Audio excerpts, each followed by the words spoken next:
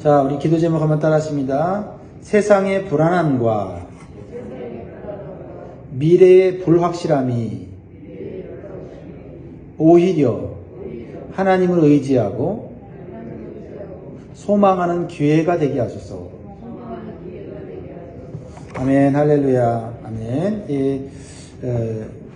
하루 하나님께서 허락하셨는데 하나님이 기뻐하시는 한 날 될 수 있기를 주의 이름으로 축복합니다.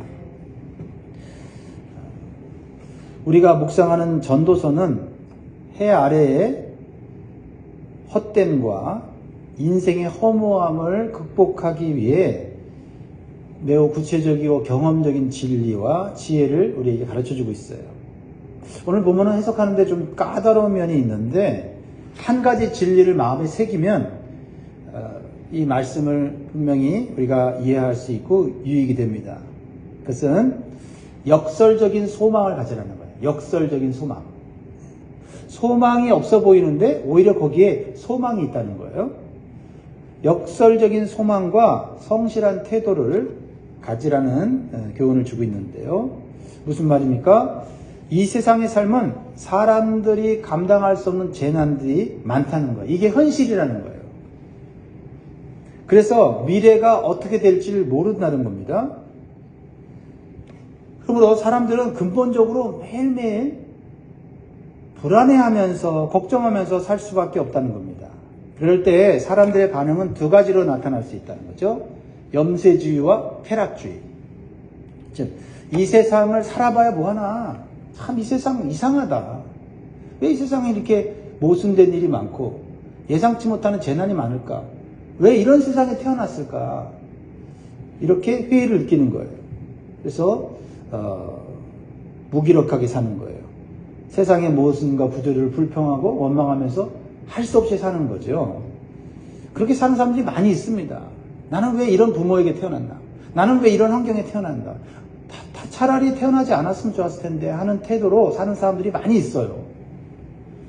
또 하나는 어차피 죽을 인생, 내 마음대로 한번 살아보자. 그래서 죽기 전에 하고 싶은 것 마음껏 하고 쾌락이나 마음껏 즐기면서 사는 거예요. 그렇게 사는 사람들도 점점 많아지고 있어요. 그런데 이러한 태도는 참된 소망이 없는 태도이고 하나님을 올바로 알지 못하기 때문에 이런 태도를 갖게 되는 거다 라는 겁니다. 그래서 솔로몬은 이 허무한 세상에서 허무하지 않고 오히려 소망을 가지고 지혜롭게 영향력을 미치며 사는 삶이 있다는 것을 우리에게 가르쳐 주는 거예요. 먼저 재물을 통해서 우리가 하나님께 소망을 두고 살 수 있는, 하나님의 보호하심을 받을 수 있는 삶이 있다는 것을 가르쳐 주죠. 그래서 1절 보세요. 같이 읽습니다. 시작. 너는 내 떡을 물 위에 던져라. 여러 날 후에 도로 찾으리라. 왜 떡을 물 위에 던집니까? 물 위에 던지면 물에서 떠내려가죠.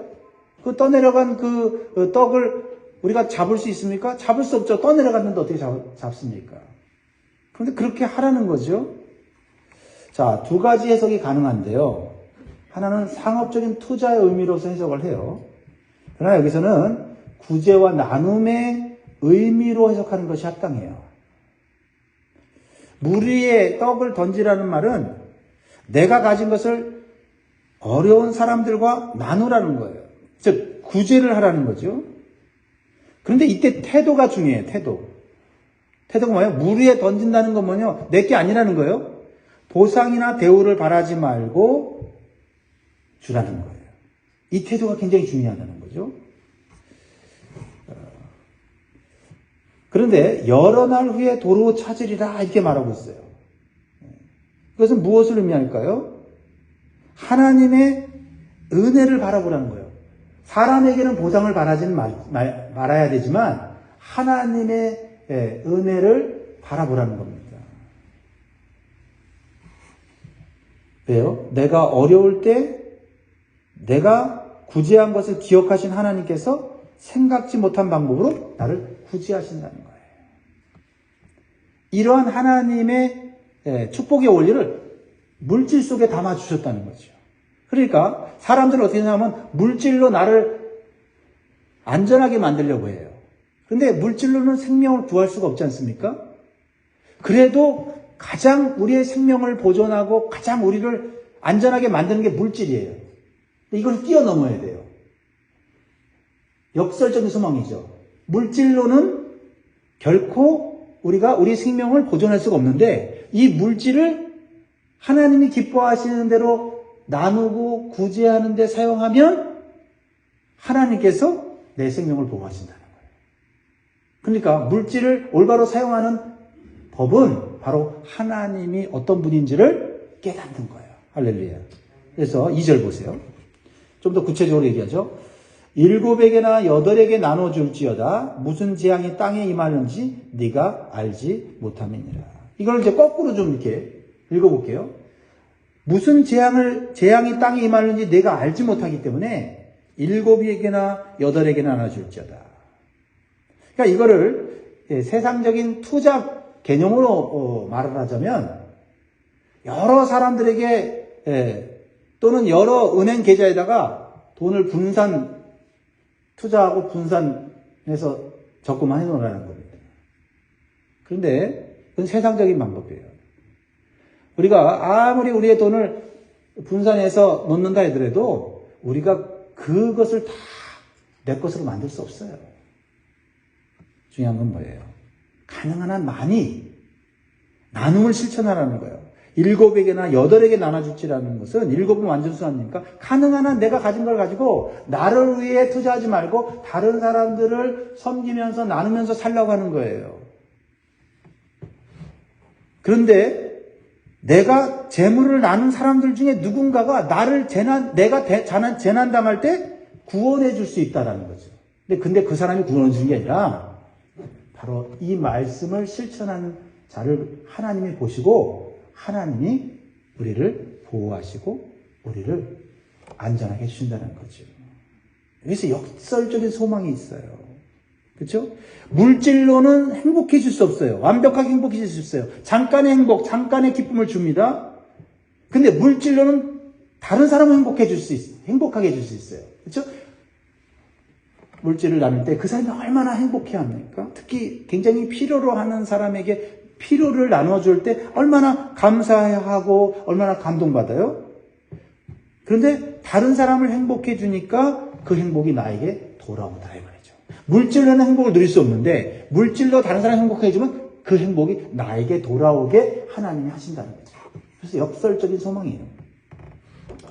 이것이 가능한 이유는 하나님께서 해 위에서 우리의 행위를 다 보고 계셨다는 거죠. 그러니까 이 솔로몬은요, 해 아래의 삶과 해 위의 삶을 분명하게 인식하고 있는 거예요. 우리가 그걸 인식해야 되죠. 해 아래는 모순되고 불의와 부조리와 이런 세상 살 필요가 있는가, 선하게 살 필요가 있는가, 이렇게 회의가 느껴지고 에라 모르겠다 이렇게 사는 사람 내 마음대로 한번 살아보자 이렇게 될 수 있는데 해 아래만 보지 말고 해 위에 하나님을 보면 내가 가진 그래도 물질, 재능, 시간, 에너지를 가지고 어디에 투자하며 살 것인가? 하나님을 위해. 그렇죠? 주님 몸된 교회를 위해 투자하고 나누고 섬기는 건 결코 이게 헛된 것이 아닐 뿐만 아니라 오히려 이것은 물질보다 더 복된 생명으로 나를 축복하신다는 거죠. 그러니까 이거를 아는 사람들은 나눔과 봉사의 정신과 태도와 끈기가 다른 거예요. 잠깐 봉사하다가 힘들다고 나한테 도움이 안 된다고 포기하는 그런 인간적인 그런 원리로 일하지 않아요. 하나님이 나를 보고 계신다. 특별히 진정한 구제와 나눔의 삶은 사람에게 하는 것이 아니라 하나님께 하는 거라고 말씀하고 있어요. 그래서 잠언 19장 17절에 보면 가난한 자를 불쌍히 여기는 것은 여호와께 꾸어 드리는 것이니 그의 선행을 그에게 갚아 주시리라. 그렇죠?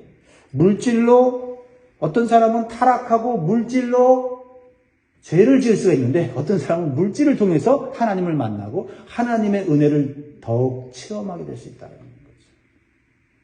이게 지혜다 하는 겁니다. 두 번째로 이 전도서를 통해 주시는 교훈은 인생의 한계와 연약함을 깊이 깨달아야 하나님을 소망하게 돼요. 3절에 보면 구름에 비가 가득하면 땅에 쏟아지며 나무가 나무로나 북으로나 쓰러지면 그 쓰러진 곳에 그냥 있으리라. 여러분, 우리가 태풍이 오는 때에, 비바람이 많이 오는 때에 보는 현상이 있어요. 시커먼 먹구름이 오고 비가 확 쏟아지면은 어떤 나무도 견디지 못하고 쓰러지는데 나무로나 북으로 쓰러져요. 근데 그 쓰러지는 것도 어디로 쓰러질지 사실은 모릅니다. 그게 인생이라는 거예요. 사람이 언제 어떻게 쓰러질지 모른다는 거죠. 이거를 깨닫는 게 지혜라는 거죠. 자연현상을 통해서 우리에게 보여주고 있죠. 근데 쓰러졌어요. 쓰러졌으면 쓰러지기 전에는 이파리도 내고 꽃도 내고 열매도 맺는데 쓰러지고 나면 누가 와서 치워주기 전까지는 아무것도 할 수 없어. 이게 인생이라는 거죠. 구름에 비가 가득하면 땅이 쏟아질 듯이 언제 재난이 올지 모르는 것이 이 세상이에요. 그래서 불안한 겁니다. 그러니까 재난을 맞은 인생의 무기력함과 연약함을 보여주고 있는 건데, 특별히 쓰러져서 아무런 힘도 발휘하지 못한다는 것은 인생에게는 누구에게나 죽음이 온다는 것을 지금 말하고 있는 것이거든요. 그런데 여기 역설적인 소망이 있다는 거죠. 왜 그렇게 얘기합니까? 이 세상은 그렇게 끝난다면 허무하다는 거죠. 해 아래 삶에 그렇게 살면 허무하다는 겁니다. 그러나 해 위에는, 먹구름 위에는 빛나는 태양이 있는 것처럼. 그렇죠? 비행기 타고 가면 아무리 밑에 비바람이 세도 구름 위로 올라가면 아주 평온하거든요. 이런 비행기 타고 알잖아요. 그보다 더 높은 하늘에는 하나님이 계셔요. 무풍지대, 바람 불지 않아요. 아무도 쓰러지는 자 없어요. 슬픔과 고통이 없는 그러한 곳이 있다는 거죠. 이 세상에 이러한 인생의 무기력함과 재난으로 인한 불안을 우리가 깊이 경험할수록 걱정하고 근심하는 게 아니라, 그래서 하나님이 계시는 곳을 소망해야 그게 지혜다라는 거죠. 어차피 한 번은 죽는 인생이죠. 그러니까 적당하게 불안하고 적당하게 근심하면요, 사람 의지예요. 왜? 사람이 해결할 것 같거든요. 근데 진짜 불안하고 진짜 절망하고 진짜 이 세상 허무하고 나는 것을 정말로 깨달은 사람이 이 세상에 소망이 없구나 하고 고개를 들면 하나님을 볼 수 있다는 거죠. 근데요, 대부분의 사람들이요, 조금 불안하다가 문제 해결되면 또 헤헤거리면서 사람을 의지하고 살거든요. 우리가 그렇게 살잖아요. 솔로몬은 우리에게 나무가 쓰러지면 그대로 있다는 것을 기억하라는 거죠. 아무것도 아닌 인생이에요. 그래서 오직 하나님 의지하면서 하루하루 살아야 돼요.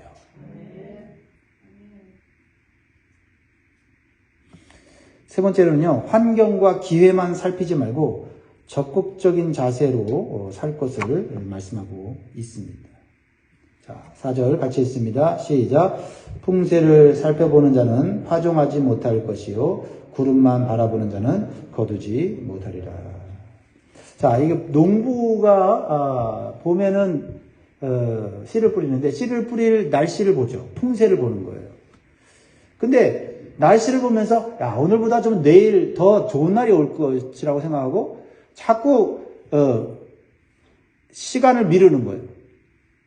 더 좋은 날이 있겠지. 더 좋은 날이 있겠지 하면서 게으르고 나태하다가 씨를 못 뿌려요. 이런 경우가 있다. 또 가을에도 이제 구름만 보면서 거두지 못한다라는 건 뭐예요? 오늘이 추수할 날짜가 아직 아닌 것 같아. 좀 더 좋은 날씨, 좀 더 완벽한 날씨에 내가 추수해야지 하고 나태하다 보면 추수할 곡식 다 썩어버린다는 거죠. 무엇을 의미합니까? 완벽한 기회만 찾지 말고 현재 상황에서 할 수 있는 일을 성실하게 하다 보면 하나님께서 기회를 주신다는 거예요. 오늘은 별로 좋은 날 아니야. 아니요. 오늘밖에 없어요. 오늘 할 수 있는 만큼 하면 되는 거지. 내일은 내 날이 아니잖아요. 그렇죠? 네. 근데 많은 사람들이 이날 좋다 라고 생각하고 일을 하지만 그날이 안 좋을 수도 있어요. 그러니까 사람의 일은 몰라요. 그러니까 오늘 우리가 어떠한 일을 하기로 딱 했으면 상황이 좋든지 안 좋든지 내가 할 수 있는 일을 하면 그만큼 좋아지는 거예요. 할렐루야. 네 번째로는 미래를 알 수 없는 인간의 한계를 알아야 된다. 인간이 미래를 알 수 없기 때문에 그래요. 자, 5절 같이 있습니다. 시작. 바람의 길이 어떠함과 아이 벤 자의 태에서 뼈가 어떻게 자라는지를 네가 알지 못한 같이 만사를 성취하시는 하나님의 일을 네가 알지 못하느니라. 사람이 세 가지 알지 못하죠. 바람의 길이 어떠한지 모르고 아이 벤 자의 태에서 뼈가 어떻게 자라는지 몰라요. 그리고 만사를 성취하시는 하나님을 알지 못한다. 이 세상이 하나님이 성취해 간다는 걸 몰라요. 특히 미래를 알지 못하는 것 때문에 인간이 불안한 거거든요. 근데요, 이 불안 때문에, 미래를 알지 못하기 때문에 오히려 미래를 아시는 분은 오직 하나님이라고 하는 것을 발견할 때 그 인생은 하나님의 인도하심을 받을 수 있다는 거죠. 굉장히 역설적인 소망입니다. 자, 그러므로 6절에 보면 너는 아침에 씨를 뿌리고 저녁에도 손을 놓지 말라. 이것이 잘 됐는지 저것이 잘 됐는지 혹 둘이 다 잘 됐는지 알지 못합니다. 그러니까 뭐냐면 내가 어떤 것을 선택하려고 하지 말고 해야 되나 말아야 되나 제하지 말고 기회가 있으면 아침에도 씨를 뿌리고 저녁에도 씨를 뿌리라는 거예요. 그게 둘 다 잘 되는 날이 있고 아침 게 안 되면 저녁 것이 잘 되고 저녁 것이 안 되면 아침 것이 잘 된다는 거죠. 하나님이 이 세상에 원래 그렇게 만들어 놓으셨다는 거예요. 뭐예요? 사람이 예측하지 못함으로 인해서 성실하게 살기를 원하는 거예요. 성실하게. 성실한 태도로. 이거에서 돈이 안 될 것 같아. 그래서 그 일을 안 해. 이것이 하찮아서, 나이가 보기 하찮아서 그 일을 안 해. 그렇게 살다 보면 나한테 기회가 없다. 하찮아도 하는 거고, 기회가 있으면 하다 보면 그 기회가 커질 수도 있고, 그것이 엄청난 상상하지 못하는 큰 복으로 올 수도 있는 거예요. 그래서 보면, 성공한 사람, 대단한 하나님의 은혜와 복을 받은 사람들 보면요, 하찮고 별 볼 일 없는 일까지 다 했던 사람들이에요. 우리 인생은 빛나는 날과 어두운 날이 섞여 있어요. 빛나는 날은 우리는 감사해야 돼요. 자, 7절에 보면 빛은 실로 아름다운 것이라 눈으로 해를 보는 것이 즐거운 일이로다. 그러니까 이것은 뭐냐면 햇빛을 볼 수 있는 날이라는 것은 내가 살아있다는 거예요. 살아있다는 것조차 감사할 수 있어야 됩니다. 그리고 그것을 즐기라는 거죠. 왜요? 항상 그런 날만 있는 게 아니에요. 오히려 캄캄한 날이 더 많고요. 더 고통스러운 날이 더 많아요. 그게 인생이라는 걸 받아들이라는 거예요. 그러니까 햇빛이 쨍쨍 칠 때 그때 감사하고 즐기라는 거죠. 그래서 8절 같이 있습니다. 시작. 사람이 여러 해를 살면 항상 즐거워할지로다.